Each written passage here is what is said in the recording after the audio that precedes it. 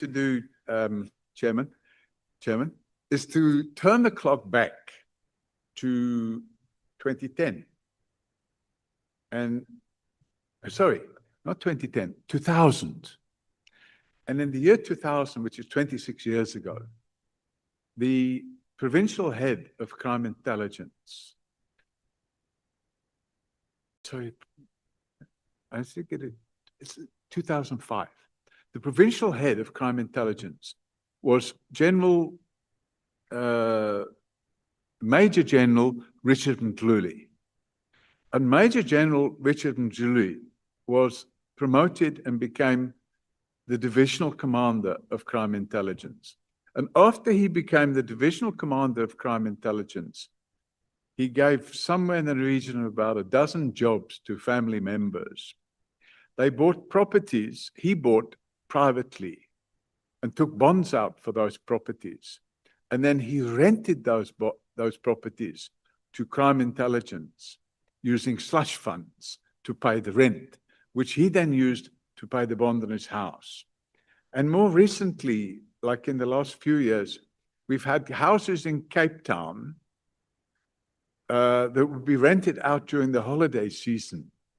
Instead of using them as safe houses, they would be rented out so that cash could be paid for rent to holidaymakers, and the rent money would be received by them. So there are a lot of misuse of funds. And if we go back to 2012, when General Masemola was the acting head of crime intelligence, and General Mkhwanazi was the acting commissioner of police, in 2012, 35 million rand was spent on purchase of luxury vehicles, one of which was a Mercedes M350, which was supplied to the then Minister of Police.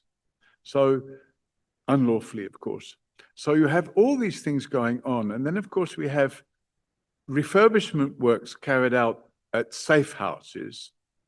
And the refurbishment works were the production of invoices. I think General Nematanzela, I'm sorry if I pronounce it wrong, was arrested and charged for fabricating invoices and sharing the money he got from the crime intelligence slush fund with the person that fabricated the invoice with him.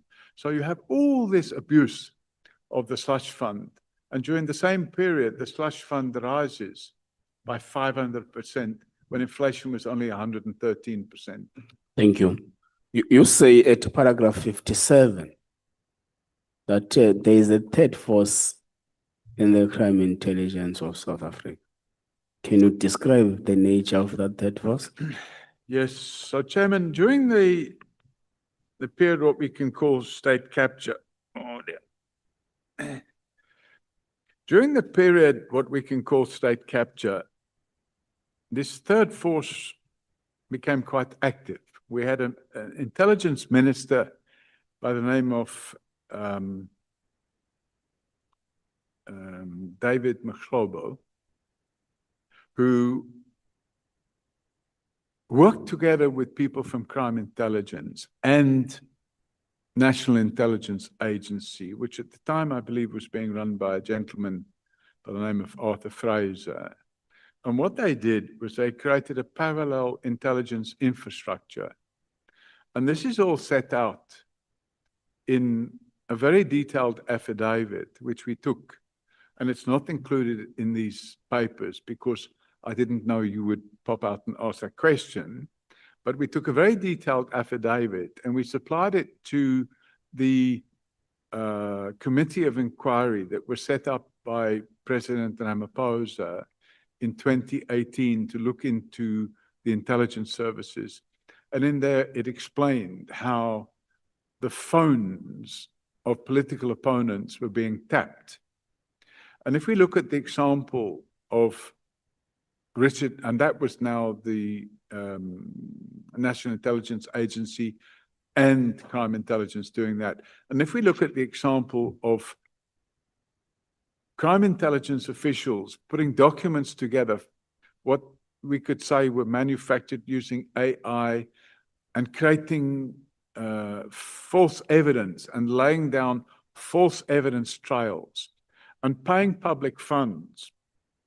We believe, in fact, I now have the details of the person involved who's running a social media campaign and he's being paid out of crime intelligence slush funds. And I expect we'll be finalizing that investigation within the next week or two, and we'll be providing that information in terms of Section 27 of the NPA Act to IDAC. Can we please request you to provide the document with that information as well? Pardon me? Can we employ you to also provide the ad hoc committee with that information? The When you're done. investigation is still ongoing, but we have the information and we're still investigating it. Okay, you say in paragraph 113 that General Mkhwanazi bought a company from a convicted fraudster. That's correct. Can you identify to us who's this convicted fraudster? Yes, if you just bear with me a second. Which paragraph? 113, I thought you 113. said 130.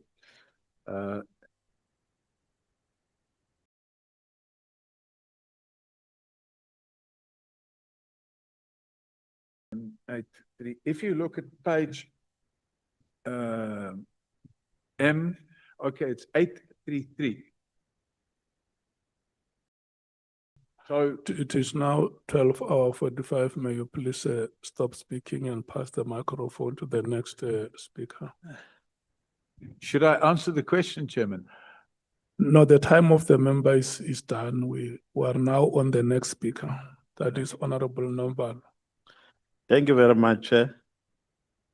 Good afternoon, Mr. O'Sullivan. Good afternoon. Let's start here on paragraph 37. You say open quote. Your time expires at 1:25. Noted, Chair. Open quote. Sorry, Mr. which Mbeki, paragraph? Sorry. paragraph 37 of your statement. Can I read meanwhile? You are saying Mbeki tried to save Celebi and Thabo Mbeki. Okay, Thabo Mbeki tried to influence Celebi to arrest Zuma. I'm just quoting only that part. Mhm.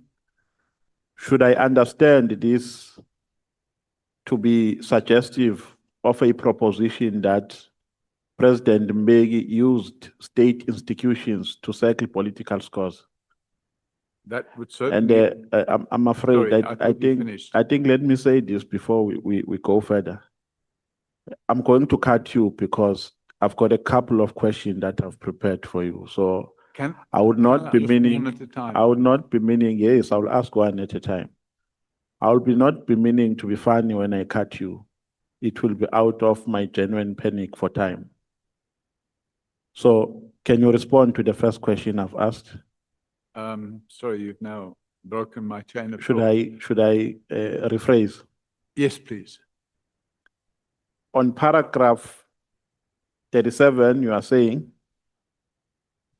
Thabo Mbeki tried to influence Celebi to arrest Zuma. Now the question is, should I understand this to be suggestive of a proposition that President Mbeki tried to use state institutions to settle political scores? It would certainly appear to be the case. So that is your evidence. So it's, That is your evidence. Chairman, I explained it yesterday.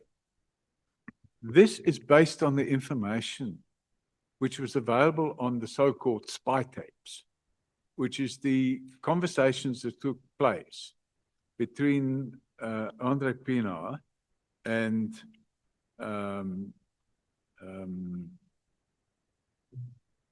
I can't. No, it's remember his fine name. if you forget. Let's Leonard- move to let's. Leonard McCarthy. I think I've gotten what I wanted.